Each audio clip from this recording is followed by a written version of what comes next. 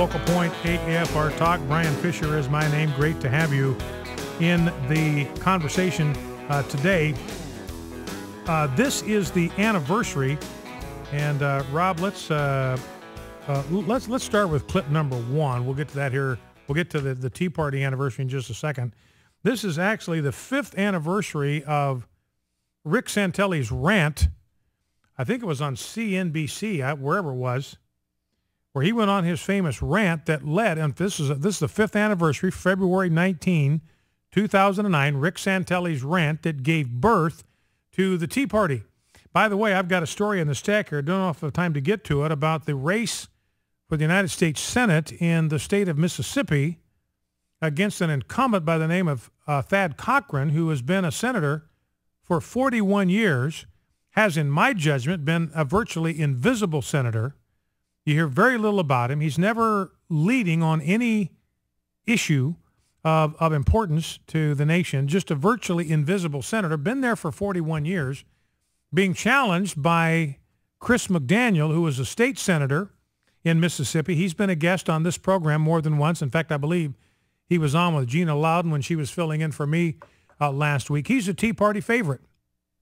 And it was interesting that when Thad Cochran was asked this week about the Tea Party, what do you think about the Tea Party? And he says, well, I don't even know anything about it. I mean, the Tea Party has been around for 5 years, and here you have an incumbent senator who wants to be reelected, does not know anything about the Tea Party. It's like he's never heard of it. He doesn't know anything about it. He doesn't know what it stands for. He doesn't know what it's all about. And Chris McDaniel is a Tea Party favorite. And frankly, I think that Thad Cochran lost the election yesterday when he said, I don't know anything about the Tea Party. I think he lost the election right there, because people in Mississippi, they're aware of the Tea Party. Tea Party is popular in the state of Mississippi. A lot of people in Mississippi are fans of the Tea Party, participants in Tea Party rallies, supporters of what the Tea Party is all about. So I would suggest that Senator Cochran lost the election yesterday when he said to the citizens of his own state, I don't know anything about this Tea Party movement. I don't know what it's all about. And you know, that just betrays, you know, that reveals that here is a politician who is completely out of touch with his own constituents, completely out of touch with contemporary trends in the political landscape, completely out of touch with the conservative movement in his own home state. Now, I want to get back to that. I'm going to play Rick Santelli's rant for you here in just a second. But I want to start with this soundbite. This was on Jimmy Kimmel's program, and he sent a man on the street reporter out there to ask people what they thought about the death of Franklin Delano Roosevelt. So the sidewalk reporter goes up to random people and tells them that FDR had died that very morning. So this was yesterday, so he died this morning. Now, you and I know that FDR was born somewhere in 1882, died in 1945, so he's been dead, for almost 70 years. So he's been dead for 70 years, 69 years he's been dead. So, you know, when you listen to these people react to this question that's asked of them, realize that these people, their vote counts as much as yours. These people, morons that they are, offset your vote. That's why it's absolutely critical that we get people that have some modicum of awareness, some modicum of intelligence, some modicum of information to get to the polls and vote, because these people are going to cast a vote that is absolutely, totally, completely uninformed. You know, I was asked on my trip to Cuba last week, we were with other radio broadcasters, and one guy asked me what my goal was as a talk show host, and I said my goal is to create the most educated, literate, informed, aware, motivated, and mobilized audience in all of conservative talk radio. Well, let's listen to Jimmy Kimmel's Man on the Street reporter asking these people about how they felt about yesterday's passing of Franklin Delano Roosevelt. Which achievement do you think he'll be remembered for the most? The Louisiana Purchase or the Sacagawea dollar? The Louisiana Purchase. Great. More than the Monroe Doctrine? Yes. Where were you when you didn't learn anything about American history? I was in grade school. Did you follow his account on Twitter, his little jokes? Oh, yeah. Oh, my gosh. He's a funny guy. Really? Yeah. I actually have seen him now. Oh, cool.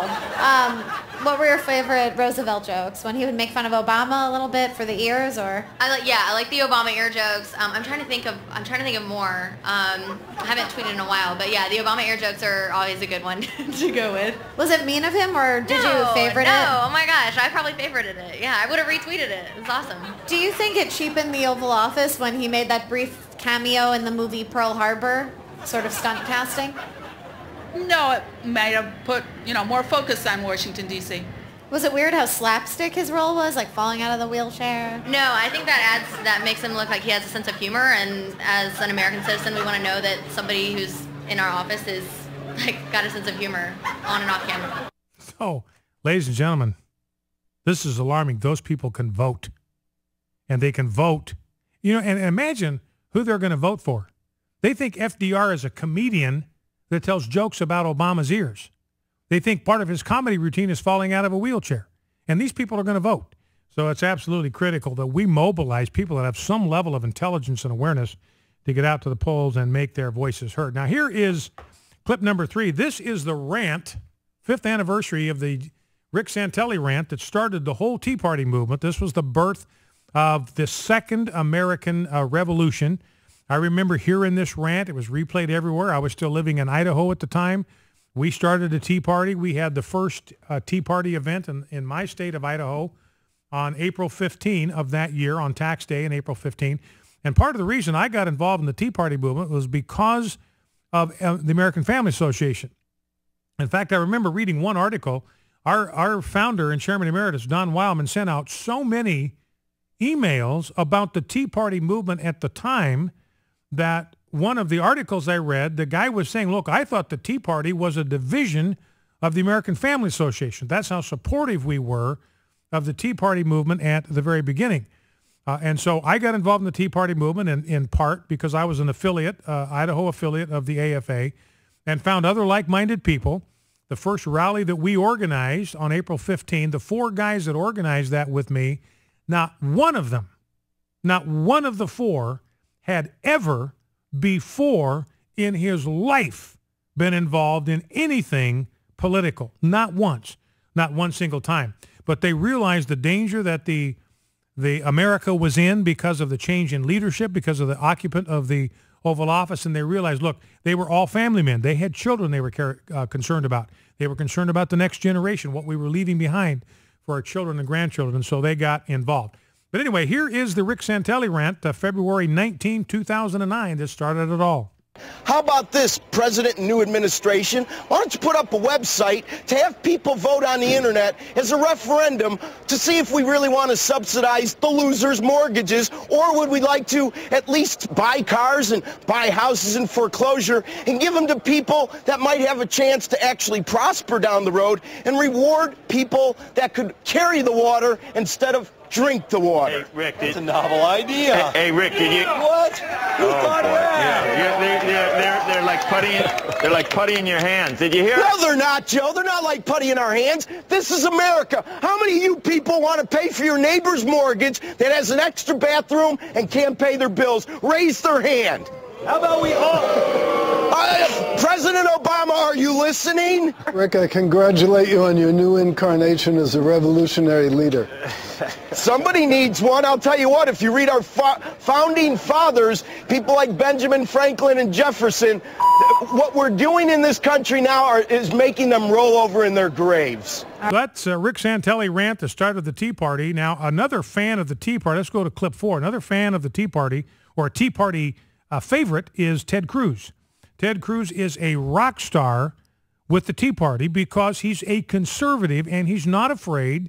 He's unapologetic about his conservatism. He and Mike Lee, for instance, are co-sponsoring a bill that would require that states be protected in their constitutional right to define marriage for themselves. In other words, Ted Cruz realizes what the federal judiciary is doing is just plain wrong. It's unethical, it's immoral, it's unconstitutional. Even the Supreme Court last summer said, look, in the United States, we have always reserved to the states the right to define domestic policy to define marriage and all the incidentals that go along with that. So he's unapologetic in his conservatism. You've got Christians everywhere that are running like scalded dogs from the issue of natural marriage. And here's Ted Cruz, Mike Lee standing tall, standing strong for the right of states to defend this issue for themselves. And because of that, Ted Cruz is now hated by the GOP establishment.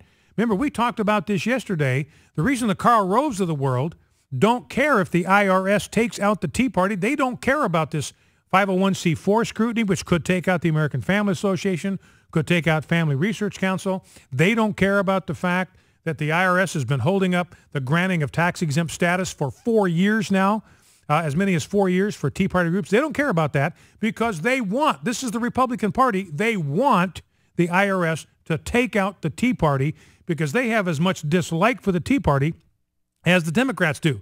So here is former Representative Steve Latourette. This guy's from Ohio. He's a Republican. Here's what he had to say about Ted Cruz. Well, let's go back to what Ted Cruz said. We just heard him say this.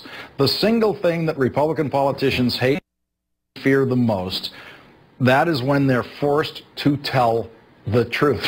I got to say, if I just submitted that to you, Steve, as a blind quote, I didn't tell you where that came from, in your wildest dreams, would you pin that on a Republican United States Senator?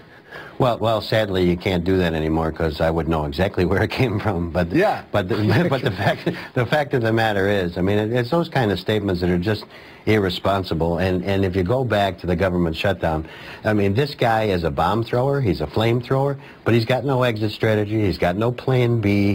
He doesn't have the responsibility of governing, which Mitch McConnell does. And I think that he can go on Mark Levin's show and say whatever the heck he wants. Well, I mean, a guy who says the single thing that Republican politicians hate and fear the most is telling the truth.